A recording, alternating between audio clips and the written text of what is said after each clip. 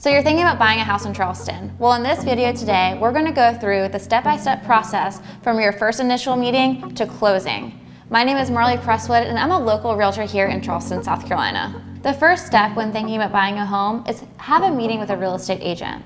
When you're having this meeting, you're going to go over your goals and your timeline.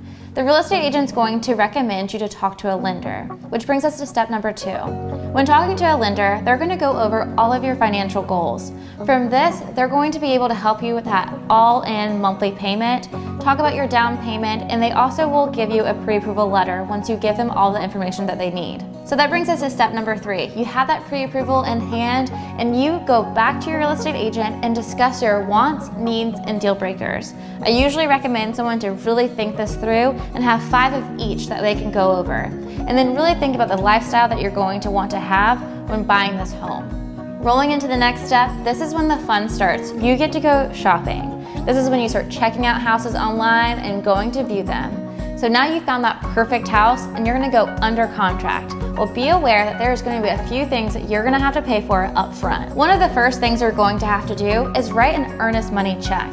Now the closing attorney will hold this check as a good faith check and you get it back at closing. Most of the time, people just use this check to cover some of their closing costs.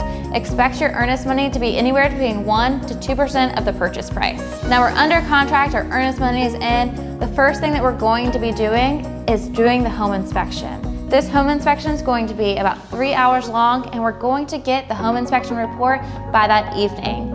You do have to pay this up front, and it's going to be anywhere between $300 to $700, sometimes even more. This all depends on if you have a pool, a garage, crawl space, and the size of the home. So you have the inspection report in hand now. You're going to review it and also talk to your real estate agent if there's anything that's concerning in there that you'd like to ask the sellers to fix. This is another negotiating tactic, so I always recommend keeping it from 1 to 5 things that's going to be on your request form. So now we're out of the inspection period. There's a few other things that you're going to have to pay for up front. One of the other things is the Seal 100.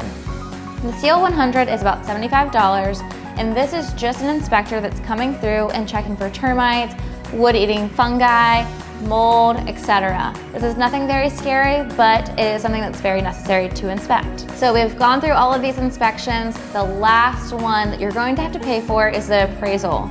This is going to cost anywhere between $500 to $700 up front, and the appraiser is going to come in, view the house, and deem what they think the value is. After that, there's only a few more steps that you're going to have to take.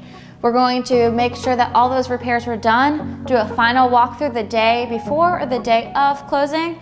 We're gonna walk to the attorney's office, we're gonna sign our names about 200 times, and you're officially a homeowner. Now I know this is a lot of overwhelming information, and you're probably gonna have to watch this video 20 more times, but don't worry, your real estate agent's going to help you throughout this entire process.